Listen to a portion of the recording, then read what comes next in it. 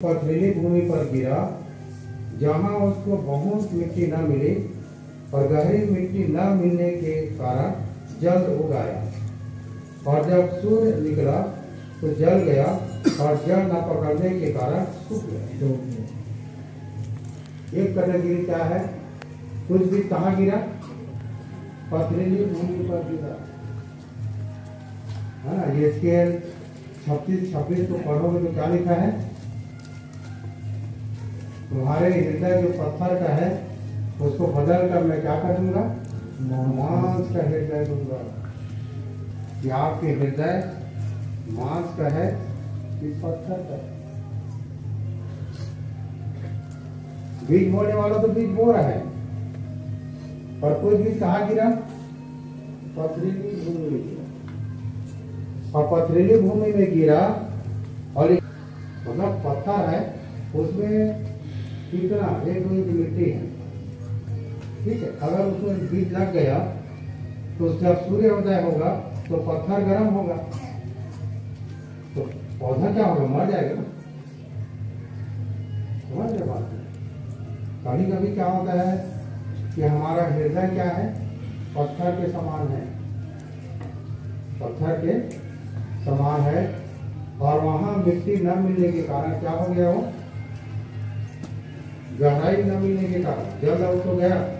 और आगे लिखा है जब सूर्य निकला तो जल गया और जल न पकड़ने के कारण सूख गया।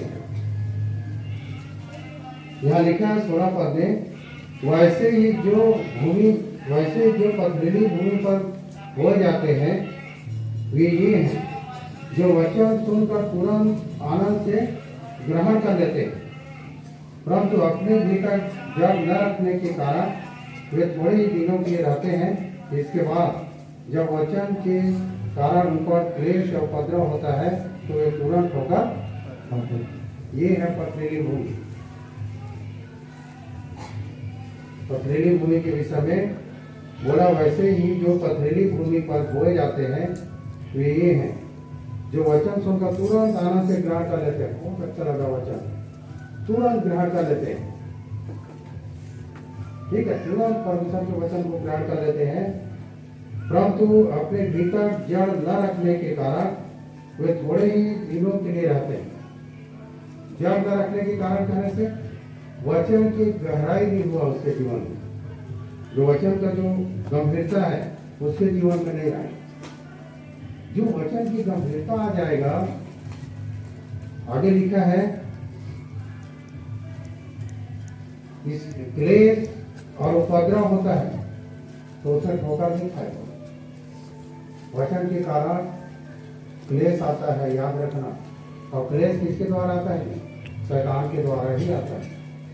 जब आप परमेश्वर के वचन को अपने अंदर रखना चाहते हैं तो जब शैतान के द्वारा जब आपके आसपास के लोगों में जब क्लेश आएगा, सबसे पहली बात तो ये तो बोलते हैं कि ईसाई बन गया, ये धर्म से वो धर्म चल दिए।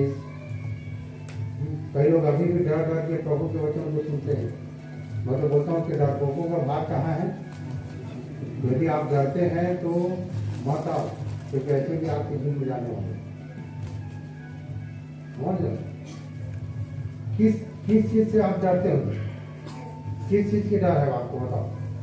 किसको बनाया परमेश्वर? पेड़ पौधा, जीव जंतु, मनुष्य, सब चीज को परमेश्वर बनाया। हम सृजनहार परमेश्वर के शरण में है जिसने हमें बनाया। यहाँ तक कि जिस चीज को खाते हैं, पीते हैं, जिसमें चलते हैं, जहाँ जीवन बिताते हैं, हम सब को बनाने वाला कौन है? परमेश्वर है। और हम अपने मानसिक विचार, छोटा सा विचार, छोटा सा तुच्छ ओछा विचार बोलते हैं, जिसके चलते हम डर जाते हैं। मैं तो बोलता हूँ कि ये जो विश्वासियों का जो समाज है, याचकों का समाज क्या है? हम किसके जाति के हो गए? परमेश्वर की जाति के हैं। तो आपका कौन सा जाति बड़ा है? परमेश्वर की जाति से बड़ा। आप बोल दो मुझे तो मेरा जाति परमेश्वर की जाति से बड़ा, तो मैं मान जाऊंगा। हम सब परमेश्वर के पवित्र लोग हैं, याचकों के समाज है, याचकों के समान है। किस बात की डर है आपको? मैं आप लोगों को बता दूं कि धर्म परिवर्तन और जात परिवर्तन की बात नहीं करते। यहाँ किस चीज की बात करता है? परिवर्तन किस चीज की? हमारे भीतरी मनुष्यत्व के परिवर्तन की बात करता है। हमारे पुराना मनुष्यत्व क्या हो, खत्म हो, और नया मनुष्यत्व हमारे जीवन में उत्पन्न हो। हमारा स्वभाव नया होना है। जब इस तरह से जब क्लेश आता है तो पथरीली में जो बीज पड़ा है, जो वचन पथरीली में बोया गया है, वो व्यक्ति थोड़ा थोड़ा क्लेश आता है और वो ठोकर खाता है और चला जाता है।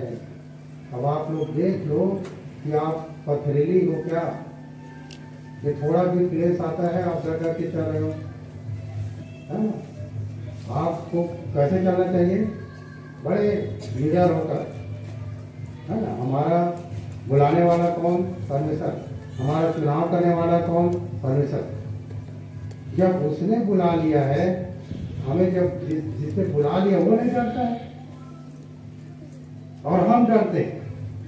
हम तो बुलाए हुए हैं ना, बुलाने वाला नहीं डरता है तो हम क्यों डरें? और हमारे बुलाने वाले से सब डरता है, सब, हर शक्ति। यीशु मसीह के विषय कहा है, हर एक लोग चाहे स्वर्ग में हो, चाहे पृथ्वी हो, चाहे पृथ्वी के नीचे हो, उतना कहते हैं। ठीक है, तो पथरीली भूमि के ये हैं जो क्लेश और उपद्रव जब होता है तो क्या खा जाते हैं?